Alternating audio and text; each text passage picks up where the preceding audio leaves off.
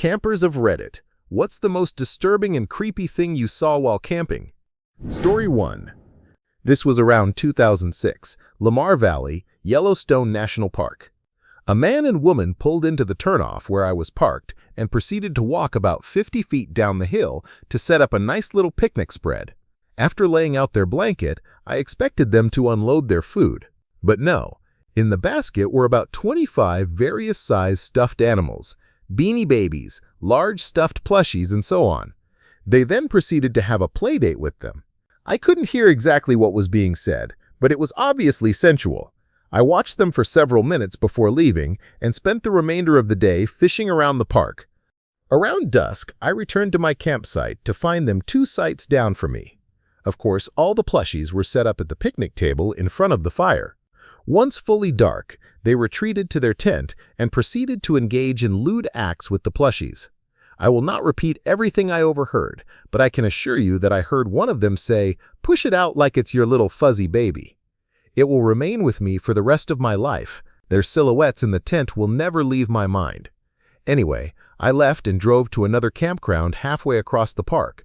Before we continue, do us a quick favor, smash that like button and subscribe to support our channel. Story 2. I am from the southern Utah area. I am literally a 20-minute drive from the Arizona border, which is a hot spot for skinwalkers.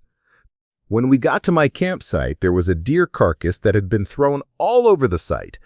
This freaked me out because no animal in any southern Utah desert is big or strong enough to completely attack like this, and the body was fresh enough that no bugs had reached it yet, which meant this was likely an active hunting ground.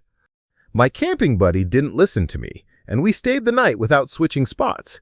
Sometime after midnight, weird stuff started happening. There were these strange animal sounds I had never heard in my entire life. We Googled all the scariest animal noises the next morning and found nothing that sounded like this. It sounded like someone gasping sharply for breath for a long time. The sound traveled insanely fast. 1 second it was right next to our tent, the next it was 30 feet away.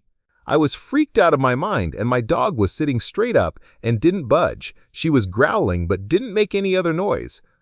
We left the second the sun came up and never went back to that spot again. I didn't believe in skinwalkers until that night. Story 3. I went on a family camping trip in Austria as a kid. The campsite was in a forest, and my dad picked a nice spot between some trees. Unfortunately, our tent wouldn't fit, so we had to move along a bit. That night, there was a massive storm, and I remember my parents tying the tent to the car and spending most of the night holding the tent down. In the morning, we woke up to a bright sunny day. We opened the tent to find a 2-foot-thick tree lying across the spot we originally picked. If our tent had fit in that spot, we probably would not have lived. My mom cut the trip short at that point. Story 5. I was camping up near Mount Baker in Washington State. When we arrived at the campground, we looked at the bulletin board and saw a missing person poster. We thought nothing of it, as he had been missing for a while. According to the notice, he went out on a stormy night and never came back. It also mentioned that he didn't know how to swim. We went kayaking on the lake and paddled around for a while. On our way back, we noticed a strange smell in a certain area of the lake. It was near the swimming area, which was roped off with buoys and markers. As we kayaked toward the spot where we had entered the lake, we noticed something under one of the buoys. It was the missing man's body. He was stuck underneath one of the buoys near the swimming area. There were a bunch of kids swimming there, and apparently no one had noticed. We alerted the police, who had been looking for him. They closed the swimming area, I believe, and we left early. There were also weird noises while we were camping there, and we could hear rats scurrying around. Story 5. We went to an empty campground in the mountains of California. The weather was bad in January of either 2016 or 2017.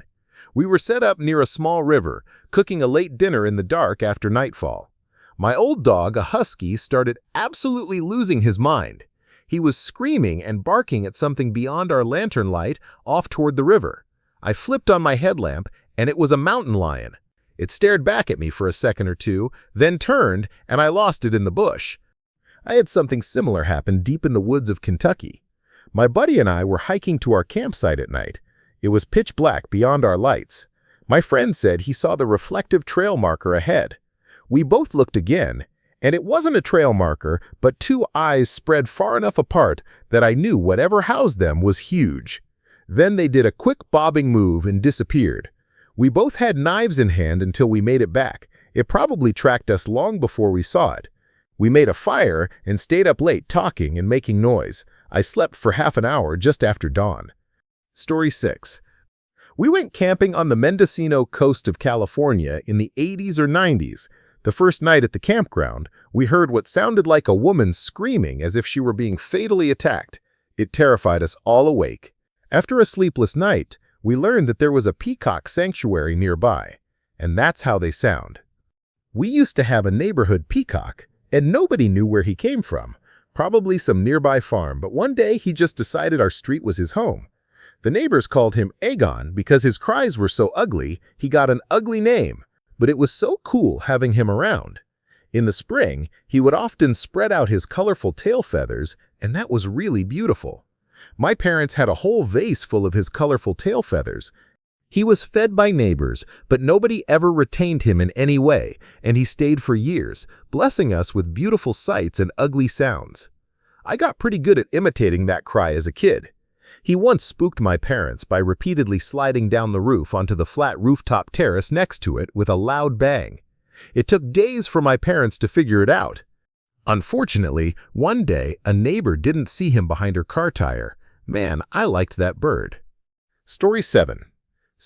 A long time ago, my friend and I were camping in a horse pasture with my friend's horse.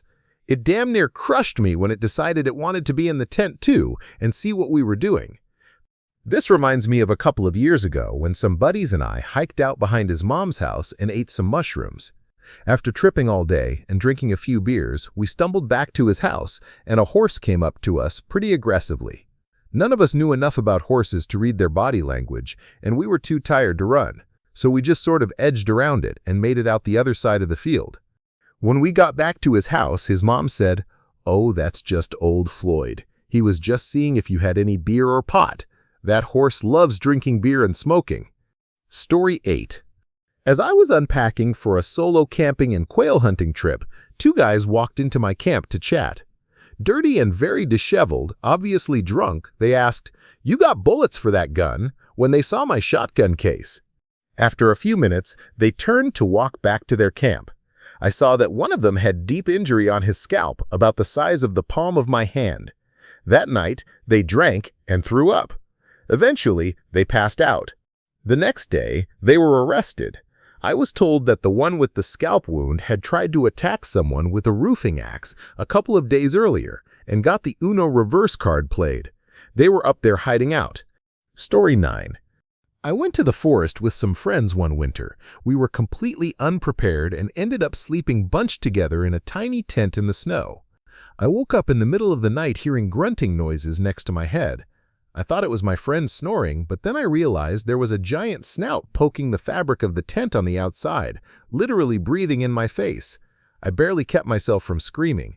Eventually, the bear got bored with trying to get inside and left. We went outside in the morning, and there were massive paw prints everywhere. The leftovers of our food were gone. We learned our lesson the hard way. I was around 8, camping with my dad and uncles, when a bear tore open the neighboring campsite's tent, smelling food. After a very panicked 30 seconds, we all piled in and on my dad's pickup truck and chased it out of the area. The worst part was that it started at our site, and they threw the beer cooler into the river. I spent an hour harvesting river beers for the adults. On the drive home, my dad reminded me that since my mom stayed home, there were never any bears nearby at all. Story 10. I got lost with no service with my best friend in the Pike National Forest, Colorado, and managed to find a dispersed campground in the dead of night. We picked our dry lot and tramped a couple of yards into the trees to set up our hammocks for the evening. After picking a hammock spot and slinging them up, we decided to take a little stroll around the loop to stretch and wind down before we turned in. In the center of the loop was an untamed grove of shrubbery and small trees. The night was so unnaturally dark that we had to bust out the headlamps just to get around safely. As we were finishing up our last lap around the loop before heading back to the car to finish settling in, I heard faint rustling coming from the shrubbery and turned to look into it. As I did, I made very intense eye contact with two large forward-facing eyeballs about 15 to 20 feet from our spot on the gravel drive. The longer I stared, the more the hairs on the back of my neck stood up as the details came into focus. Rounded ears, apex eyes, very feline. It was a freaking mountain lion. I vividly remember pointing at it and asking, "Rebecca, what the heck is that? Are you also seeing that?" We immediately started panic giggling like two teenage girls, talking very loudly and backing away with linked hands. It never made a move toward us that we saw. I think it was just observing. We abandoned everything we had lugged out of the car, hopped in, and didn't leave for the rest of the night. We actually had a blast sleeping in the car, with the seats folded down into a mega bed and the windows cracked. It's kind of wild to think that if we hadn't gone on that walk, we would have just turned in for the night, all snug in our hammocks. Who knows what could have happened with a big cat that close? Packing up our gear in the morning had me so on edge, I psyched myself into thinking we were being stalked by the cat. Story 11. One time, there were campers across from us at another site. They were in their late 20s.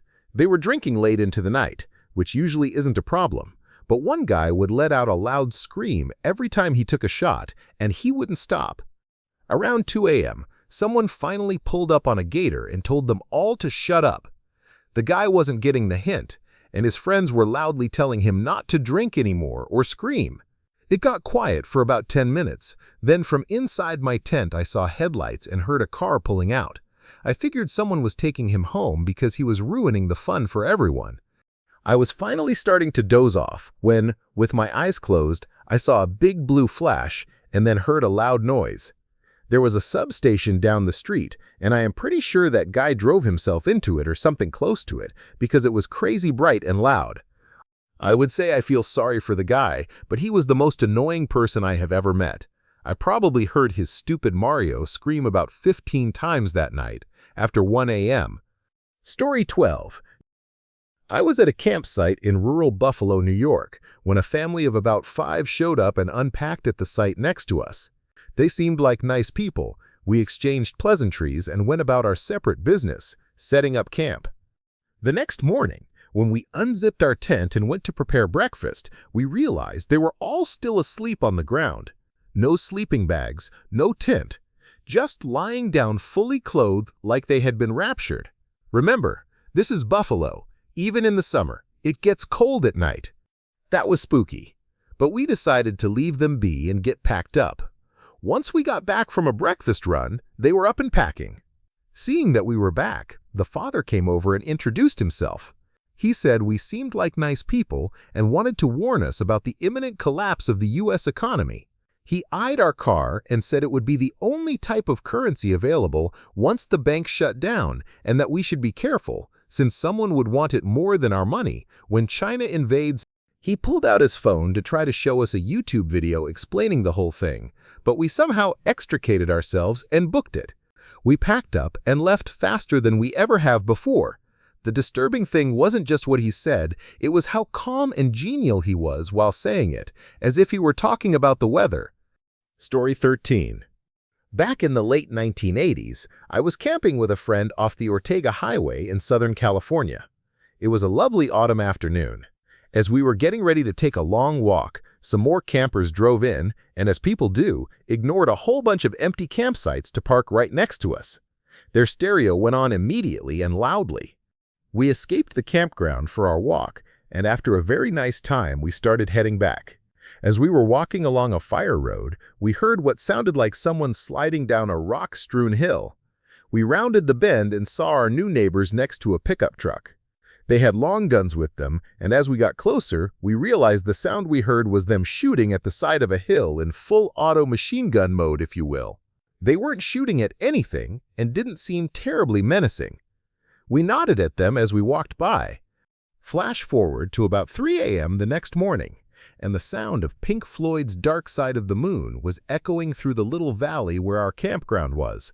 Did I mention it was 3 a.m.? I like DSOTM as much as the next aging hippie, but it was 3 a.m. I finally got up, left the tent, and walked into the neighboring space, approaching slowly. The automatic rifles were leaning against the picnic table, and as I walked up, one of the campers reached for a gun, but did not raise it menacingly. I smiled and asked if they could turn down their stereo. They didn't seem happy, but they turned it down. I was just about back to our tent when they turned it up even louder. Not long before dawn, I believe they treated us to some Lynyrd Skynyrd. We left around 8 a.m. It's a pretty little campground, but I've never been back. Story 14. I didn't exactly see it, but I heard and felt it. My dad and I went backpacking in Yosemite National Park in California and stopped in a valley to camp for the night. In the middle of the night, I woke up to the sound of at least a dozen animals, what sounded like deer sprinting right past our tent, followed by a loud thud behind it and the forest going dead silent. I've been camping my whole life and have never heard silence like that in a forest. Not even a leaf was blowing in the wind. Something instinctive made my whole body freeze. I couldn't breathe, had goosebumps, my heart was racing. I was literally petrified. As I lay there frozen, I swear I could hear whatever made that loud thud start tiptoeing around our tent. I say tiptoeing because the steps were so soft and careful, it felt intentional, like it was investigating our tent and I could feel its presence moving around us. After what felt like a lifetime but was probably only 5 to 10 minutes, a branch snapped somewhere in the forest, followed by a loud whoosh of wind, and the forest just went back to normal. I wanted to say it was a mountain lion, just curious about our tent or something, and that's what I told myself the rest of our trip so I could sleep at night. But the horrible, horrible pit in my stomach and the fear that washed over me was unlike anything I've ever felt before or since, and has me convinced there are things in the forest far worse than people realize. Story 15. About 40 years ago, I went camping with 2 friends in upstate New York. One friend said he knew a cool place for camping. It was already getting dark when we left, and as was common at the time, we drank the entire way there. We got to the park pretty blasted. We grabbed our backpacks, our supply of beer, and a bottle of Jack and started heading in. We stumbled around but ended up hiking for about an hour. Finally, we were deep in the woods and found a nice clearing. We set up the tent as best we could, started a big fire, and continued to drink. We got wasted. The next morning, I heard noises outside the tent. I stuck my head out and saw a troop of Boy Scouts surrounding our camp. Several were raking dirt onto our fire, putting out the embers. One of the scouts looked at me and said, "There's no camping allowed here." I looked around, and there were tons of people walking by, looking at our falling down tent, beer cans all over, and other debris. We were in a day park where people come on weekends to hike and play with their kids. The worst part was when I looked to the right at the parking lot and saw our car, about 50 feet away. We thought we were deep in the woods. We packed up quickly and took off. Story 16.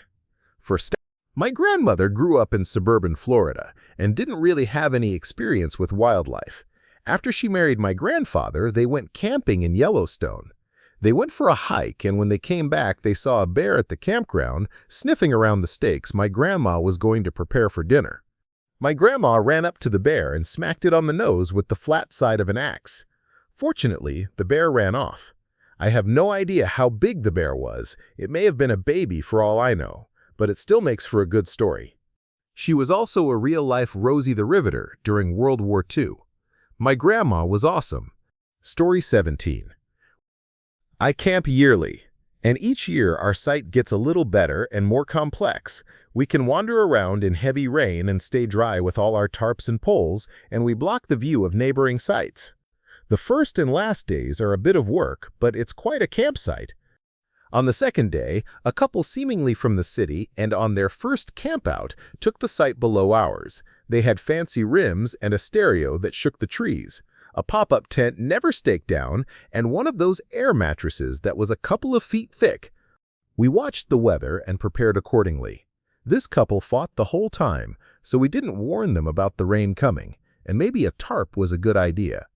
When the rain began a little after midnight, it was a downpour, and their campsite came alive with yelling, bickering, and blaming each other.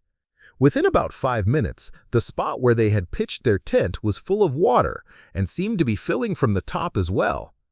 Everything was just shoved into the back of their rusty truck with fancy rims. I can still see the guy kicking the barely deflated mattress into the back seat. I went to bed laughing. The next day was damp but peaceful. Until the evening, a guy in a decent-looking pickup truck took the spot and seemed new to camping, with things still wrapped from the factory. When we saw he was with what seemed to be his daughter and parents, we tried to offer some advice and shared the story from the night before, pointing out low spots and obvious paths the water had taken.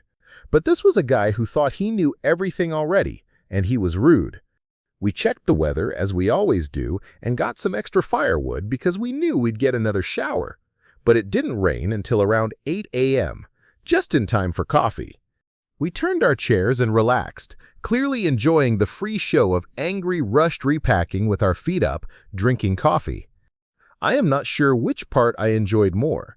I felt bad for the little girl, but the grandparents seemed decent. Story 18. We were camping in St. Regis, Montana, and floating down the Clark Fork River. I was about 15 years old. We split the family into 2 rafts.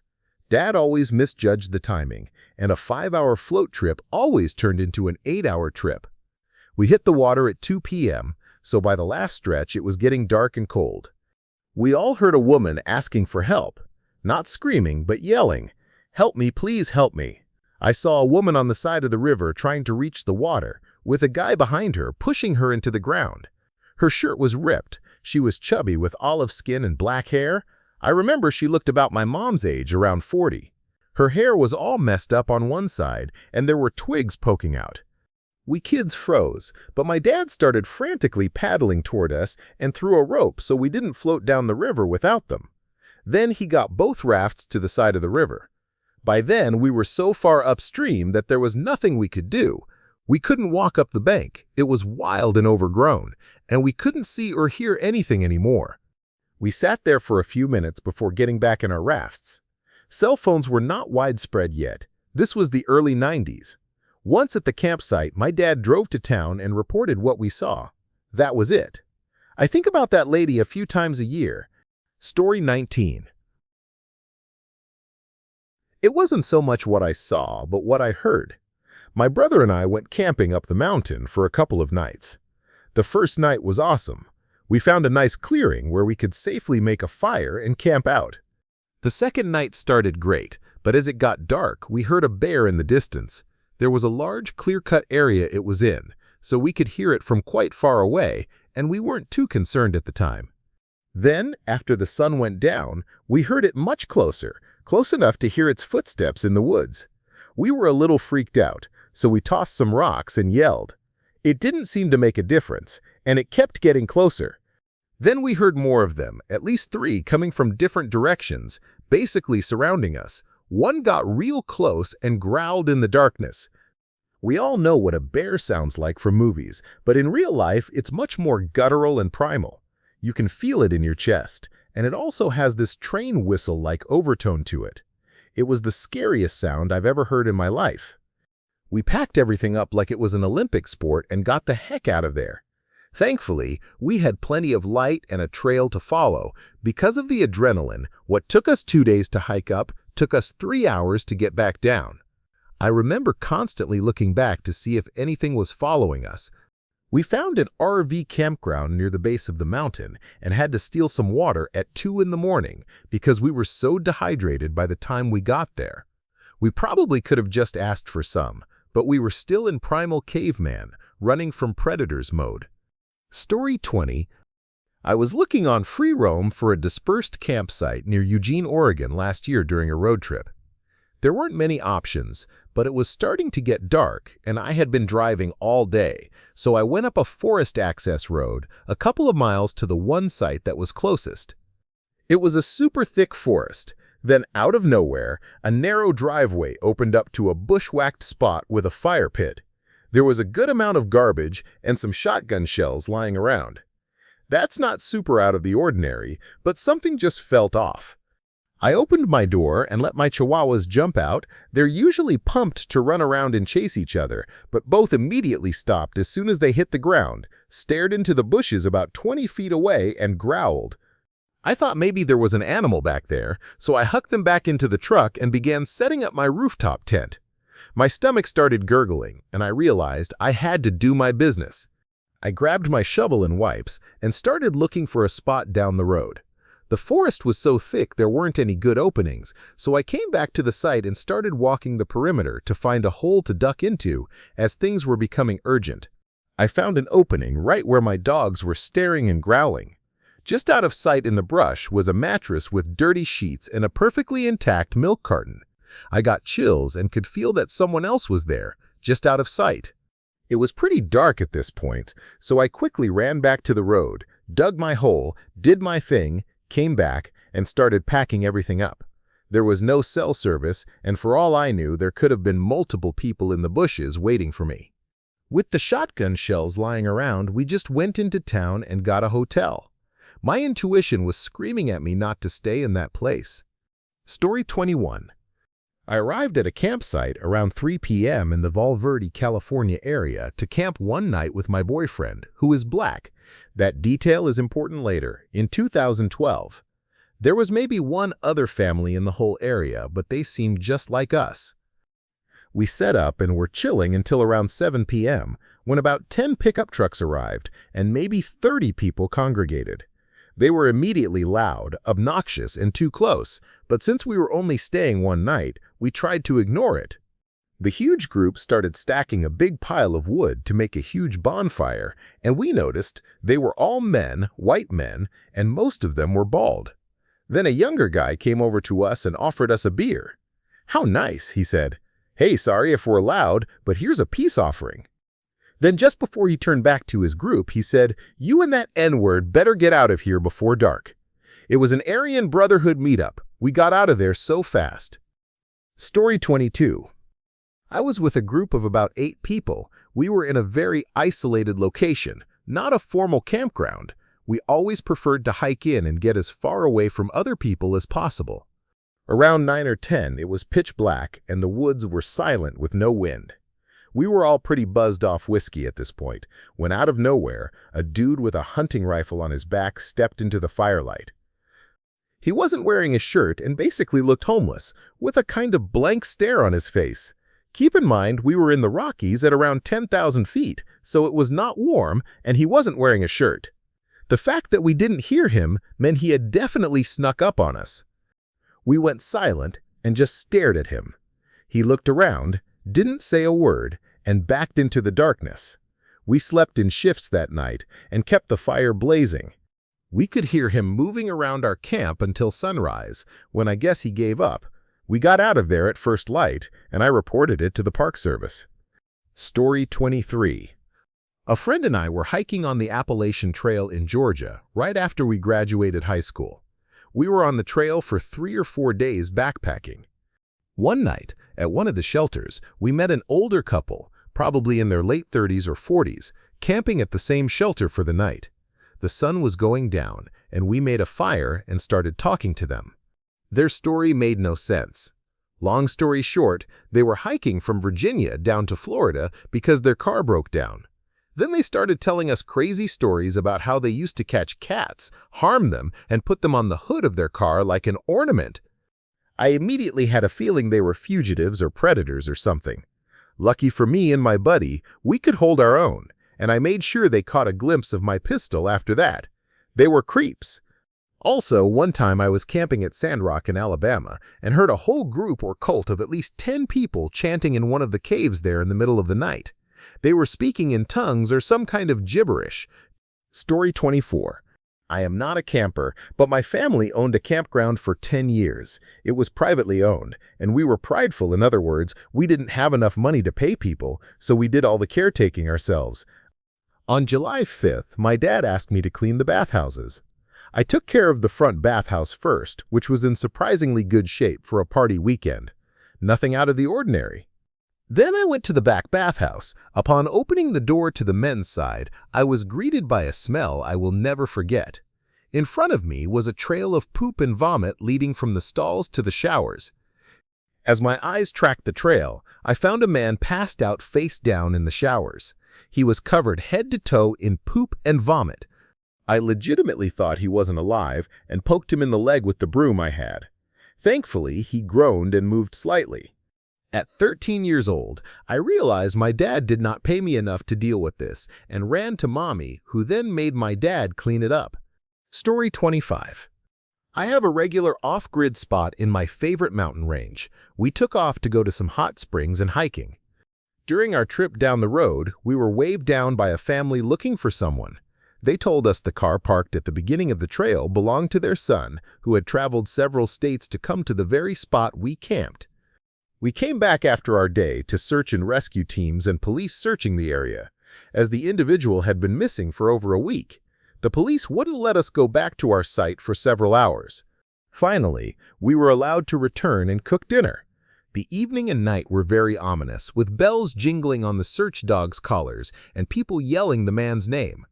The next morning, we woke up to a helicopter. The campsite is 50 yards away from a 500-foot cliff that overlooks the valley. It turned out the guy jumped. They found him at the bottom of the cliff. It was very sad watching the family mourn as we packed our gear up. Since that day, I haven't camped there. Story 26. My dad, my two brothers, and I went camping next to a river on a farm owned by our neighbor. We spent the day fishing and swimming. The water level was a bit lower than normal, so we caught a lot of fish.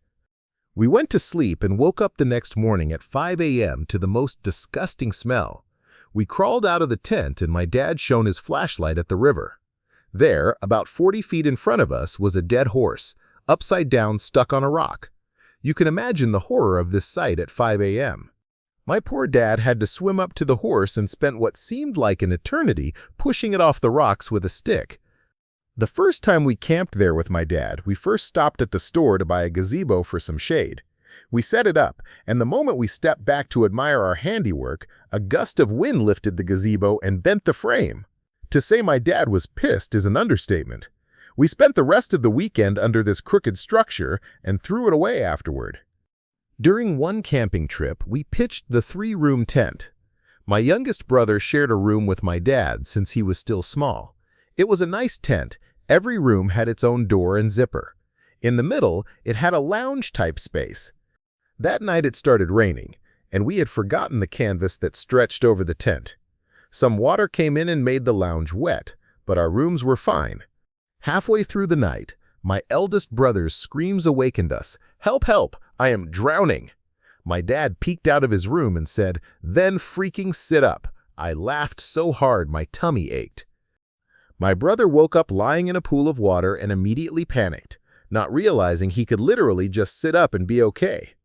Those were fun times. I miss them. Story 27. I've camped quite a bit all over the U.S., and I have seen and experienced some things that might seem disturbing to some, but not to me. The most significant was when I was camping outside Great Sand Dunes National Park in southwest Colorado with a friend. It was probably between 10 p.m. and 1 a.m. in late November 2019. My friend was tending to the fire, and I was staring up at the sky, marveling at how the view of space was about the best I've seen in my life. I saw what appeared to be a satellite moving across the sky. I've spent most of my life in light-polluted areas, so even seeing a satellite was a pretty big deal to me. I was following it across the sky while my friend arranged logs in the fire. Suddenly, as it was right overhead, a beam of light shone down from it for about half a second. I would have dismissed it as my brain playing tricks on me if it weren't for my friend saying, "What the heck was that?" The beam of light was so strong that my friend could see it despite looking directly into the fire. It basically lit up our entire camp area. I explained to him that I was observing this satellite and that a beam of light just came out of it, out of nowhere.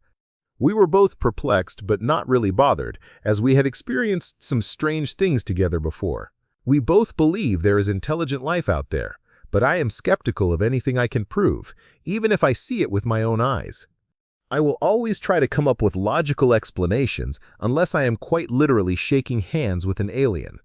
The best I could come up with for that instance was that the satellite, at that height, was still able to catch rays of the sun and that it was at the perfect angle to reflect them directly at us. Even if that's the case, it has to be a rare occurrence, so it was a cool experience. We slept well, carried on with the trip, and didn't talk about it much after that. Two more things that were kind of disturbing were hearing howling coyotes near Bridgeport, California, howling back at them, then hearing them go quiet, only to hear howling a few hundred feet away minutes later. I regretted howling back and slept in the car that night. Probably the most disturbing was in Tuskegee National Forest in Alabama. I arrived at my campsite late and was setting everything up with a headlamp on. I saw reflections that looked like raindrops or dew everywhere. I didn't think much of it at first, despite everything being dry. When I finally decided to investigate, I found out every single one was a spider. What I thought were reflections from dew were actually reflections of their eyes. They literally surrounded me on the ground, in the trees, everywhere.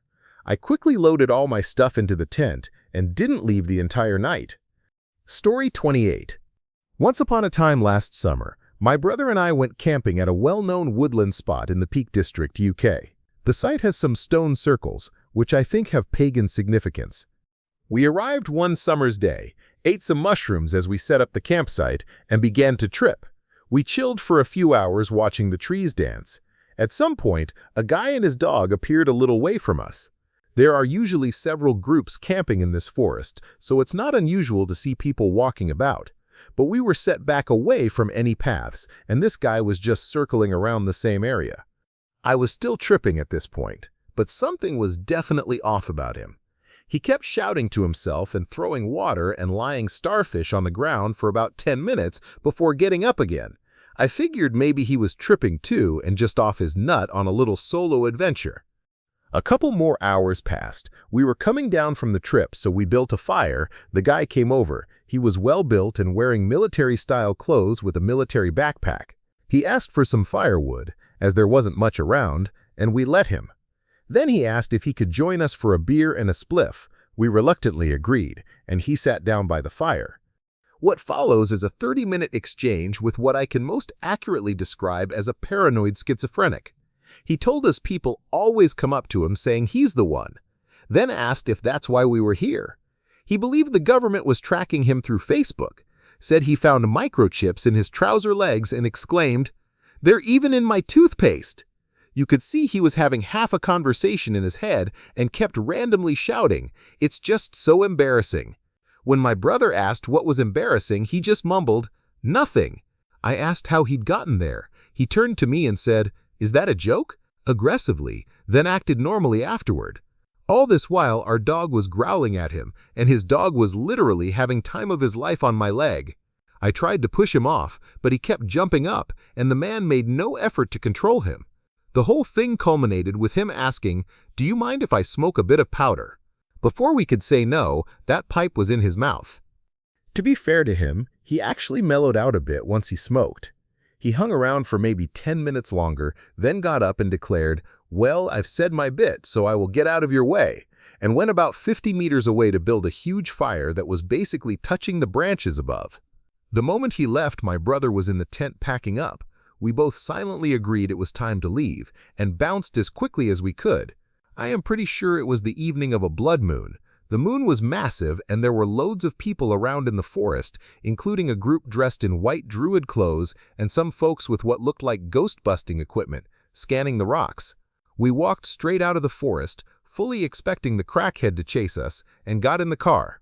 When I suggested going to another spot, my brother said, "Screw that, I am going home," so that's what we did. Story 29. We were camping for 4 days in an area of the Red Feather Lakes, deep into the woods, 20 miles down a dirt road with no one else in sight. We arrived during the day and didn't notice anything unusual. We had enough supplies for maybe 6 days for our group. My wife and I, my brother-in-law, my 3 nephews aged 5, 6, and 8, and our dogs. Day 1 was amazing. Hiking, fishing, stargazing, and s'mores. The dogs loved roaming around. The next day was just as great, with lots of activities, yard games like cornhole, and board games with the boys. Around 6 p.m., however, the mood shifted with the dogs. Suddenly, they were very on edge, patrolling the edge of our camp with hackles raised, occasionally growling toward the woods. We didn't think much of it at first. We had hiked deep into the forest, surrounded by trees in every direction for miles. There was a hill nearby, about 700 feet higher, that would get us above the tree line for stargazing with views in every direction. No other lights or campfires were visible. We figured the dogs were detecting wildlife, maybe a curious black bear or even a mountain lion. They were big dogs, we were armed, and we kept the kids close, so it didn't seem like a serious issue. That night, we adults stayed up around the campfire until about 1 a.m. I kept feeling like something was watching us. I was more on edge than usual, and were avid campers with plenty of experience and run-ins with bears and other wildlife in the woods. But this felt different. When we finally went to bed, I don't think I slept more than half an hour at a time and kept hearing the occasional snap of branches somewhere in the woods. The next day, nothing seemed off about the camp, though my brother suspected something had happened to our water. We had 5 or 6 5-gallon jugs with pull-out spigots. 2 were in my truck, 1 in our tent, 1 in his car, and the remaining 2 appeared drained. It could have been the boys or a leak, though. We decided to pack it in after lunch on day 3. We didn't want to end the trip early, but everything just felt so strange. The boys were sad, and we kept going back and forth about whether we were being paranoid, but the dogs were definitely on edge, running around and sniffing frantically during our hike that day. After lunch, we started packing up our gear: 2 tents, games, food, and so on. It took a while, especially with 3 little boys running around like crazy, and we weren't in a rush. By the time we were all loaded up, we decided to heat up a quick dinner. The boys had one last request. They wanted to go snipe hunting. We still had about an hour of daylight left, so we were fine with it. We went off into the forest and did the classic snipe hunt routine. My brother-in-law led us in the front, guiding a wide circle that would end back at camp. My wife stayed in the middle with the boys, and I trailed behind at the rear. I would pick up small rocks and sticks, and when the boys weren't looking, I would toss one to make them jump. The other 2 adults would then say, "Oh my gosh, I think the snipe went this way." It was good fun. As the sun was setting, not quite dark yet, and we were nearing camp, a rock the size of 2 fists came flying in and barely missed one of my nephews. The adults looked back at me like I was crazy, and I said, "That wasn't me." Then another rock came flying and hit me square in the back. We didn't ask any questions. Time to go. Each adult grabbed a kid, and we booked it back to our cars. The woods seemed to move behind us as we reached the cars, bushes shaking, tree branches cracking and popping. We were all loaded up, I think. If we left anything behind, sorry to the Forest Service. We had about 20 miles of dirt road back to concrete. About a quarter of a mile into our drive, the road suddenly became littered with bones and animal carcasses, beheaded deer and raccoon bodies. Some looked fresh, others were just bones. We swerved left and right, trying to avoid hitting any of the more recently dead animals. It's hard to believe, but this went on for nearly a full mile. Finally, we made it through, and the road was clear for the next couple of miles. We reached a clearing and saw a green bus pulled off near another campsite. For some reason, I decided to stop and see if anyone was there to warn them something was wrong. My brother kept going down the road with my nephews, and my wife stayed in the car. I approached the green bus. As I got closer, I saw the bus was run down. Flat tires, newspapers covering the windows and peeling paint. There was a large fire pit, about 20 by 20 feet and pretty deep. Inside was an immense pile of bones, moose antlers, femurs of all sizes, and rib cages. It looked like bones from around 40 animals. Looking around, I noticed strange symbols on the bus and tied to trees with string, along with a few smaller hanging animals. I quickly turned back to the truck, told my wife nope, and we sped down the road to catch up with my brother. The whole stop lasted maybe a minute. I don't know if it was poachers, cultists, or a mix of both, maybe some kind of weird Wiccans or resourceful addicts. In the end, I am glad we never found out. Story 30. After we had been camping for a few days, a couple arrived at the spot next to ours. They spent about 2 hours unpacking and setting up camp, then practiced knife throwing and cracking a whip. One of them accidentally cut off a finger, and the other asked if we could watch their campsite until they returned. We agreed. For about 3 hours, drunk off our butts, we played Indiana Jones, trying to swing from a broken tree branch with the whip. They never came back, so we informed the park ranger to look after their belongings. Story 31. My sons and I went camping in a very remote spot deep in the Idaho woods. We took a 2-mile hike even farther into the forest and came across a perfect circle about 5 feet in diameter, made completely of bones, with a smaller circle of bones inside it and a deer skull placed directly in the middle. On the way back, we looped around and found ourselves in front of a dense group of birch trees that gave off a very dark vibe. My sons and I all got goosebumps. We bypassed the birches and eventually made it back to camp. I believe 90% of the creepy, paranormal, supernatural stories you hear about the woods have rational explanations, including mine. But even though the ring of bones was strange, it was the dark, ominous feeling from the birches that really unsettled me. I've never been in direct danger, but a few times the hairs on the back of my neck have stood up. Shortly after, I've seen a bear, a mountain lion, and a pack of coyotes nearby. I always listen to that feeling and go on high alert. It's strange how your brain can pick up on danger without you consciously realizing it. Once I was riding my motorcycle on a twisty back road surrounded by dense trees, so you couldn't see what was coming ahead. Suddenly, I got a strong feeling that something was wrong. I slowed way down and stopped just before a narrow 1-lane stretch of road. Shortly after, a car came the other way, and as soon as it passed me, the uneasy feeling disappeared. Would I have had an accident if I would kept going? There's no way to know, but I am glad I listened to that voice. Story 32. A buddy of mine and I were paddling the Buffalo River in Arkansas. For reasons neither interesting nor relevant, we had to pull off and camp for the night next to a field in the middle of nowhere. In the middle of the night, we were awakened by ATVs not too far away. They got closer and closer until they were at our campsite. They started doing laps around our tent and yelling all kinds of things. It was exactly how you would imagine it would go in a movie, right before the psycho rednecks do terrible things to the protagonists. Also, I am from a redneck place where this was a completely plausible scenario, ending with me and my buddy bleeding at least a little. So we just lay there and hoped for the best, and fortunately, they quickly got bored and left. Story 33. We camped by a lake in July, and a rabbit came up and just hung out at our camp.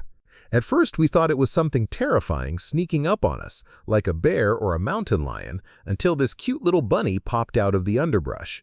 It stayed with us for about 3 hours before we finally went to bed. The spooky part was wondering what could be out there that made this wild rabbit want to stay so close to humans. I kept my Glock with me for bathroom breaks. Story 34. We went off for a grouse hunt during our camping trip, but things weren't going well. We hadn't seen any signs of birds or any animals at all. We didn't even hear a squirrel. The night before had been different. We thought we heard a low cry, but dismissed it and stoked our fire. While searching for grouse, we came across a fresh bear cub carcass, badly chewed and looking pretty rough. Story 35. It was a bachelor party, and we decided to go camping in North Florida. Somehow, it turned out to be the coldest time of the year with temperatures in the 30s and 40s. It was so hard to leave the campfire to go to bed because any time away from the fire was freezing. I lucked out with an air mattress, but the other guys weren't so lucky. On day 2, we were all hungover, making breakfast. I was trying to take a nap in the car when I saw snowflakes falling on the windshield. Snowflakes in Florida at 8 in the morning. About an hour later, a van pulled into the campsite next to us. It immediately hit a stump and blew a tire. A family with 2 kids jumped out and started to set up. We looked at the 2 little girls and wondered how they would make it through a night like the one we just had. The family looked pretty unprepared. Our suspicions were confirmed when the wife came over asking for a lighter and said her stupid husband forgot to pack anything to make a fire. Oh man, here we go. Fast forward to about midnight or 1 a.m. when I heard crying, and a few minutes later, the van was running. I figured the family had shoved the girls into the warm van. Makes sense, so I went back to sleep. The next morning, the campsite was abandoned. The van and family were gone. I think they just left all their stuff and went home or to a hotel after just half a day of camping. Poor family. Story 36. I love to camp, and I rarely camp where there are people for obvious reasons. The last time I was in an actual campground was at a reservoir north of Phoenix. I had the place all to myself. A group of college girls showed up, and they all got very drunk. One of them, a cute brunette, dropped her phone in the outhouse toilet. She was absolutely wasted and devastated by the loss of her phone. She wouldn't let anyone use the toilet, bawling her eyes out. I felt so bad for her. I had a rake in my truck. I am always a prepared camper. Being the only dead sober camper in sight, and a gentleman, I sacrificed my rake for her sanity. I fished her phone out of the toilet, and God knows what else. Her phone still worked. She grabbed it and immediately checked her social media. She gave me a big, wet, sloppy, drunk kiss and hug. I bid the obligatory, "You're most welcome," and returned to my campsite. I sanitized my hands, washed them, and sanitized them again. I threw my rake in the fire, changed my clothes, and tossed the ones infected with whatever vermin lives in a Phoenix outhouse into the garbage before going to bed. What's the plus side of their loud party keeping me awake? I heard all about how I was the hero for rescuing her phone. I smiled to myself thinking it was just a phone. Story 37. About 5 years ago, I was camping in a remote site in one of the Carolinas with a few others. We all stayed in the same tent. Every night, around 10:30 to 11, a sudden wall of wind like 100 miles per hour would hit the tent and blow it to the ground. Out of fear, I grabbed my buddies and prepared for the worst, but after about a minute, the wind stopped. This happened for 3 nights, like a ritual. On the last night, we tried to catch it but missed. I still think about it to this day. It felt otherworldly. There might be some explanations involving air cooling and such, but it was something else. It was not a person. I am almost 100% sure of that. Story 38. I went hammock camping with some friends in Wisconsin. We had to make last-minute changes to our original plan of camping in Door County and looked up the closest campsite near us. We found one called Shady Acres, and despite the name, we decided to see if they would take us on short notice. We arrived around 2 in the afternoon and were greeted by the owner, a middle-aged man drinking a Four Loko at the campsites. Interesting, but what else would we expect? We had a relatively uneventful night and noticed some fellow campers next to us, but thought nothing of it. In the morning, we were greeted by one of the other campers. He said his name was Terry. Terry was also middle-aged, shirtless, had a big beer belly, and had clown makeup tattoos on his face. He broke the ice by telling a horribly racist joke and then told us that he and 11 other friends were currently homeless and camping there. He asked if we had any food to spare, and since we were packing up to leave, we gave him everything we had left. We had no idea there were that many people at the other site. They also had a small camper, which was blocked by the trees. That was a very weird place, and I will never forget Terry. Thank you for watching. If you enjoyed this video, be sure to give it a thumbs up, subscribe, and hit the bell icon so you never miss an update.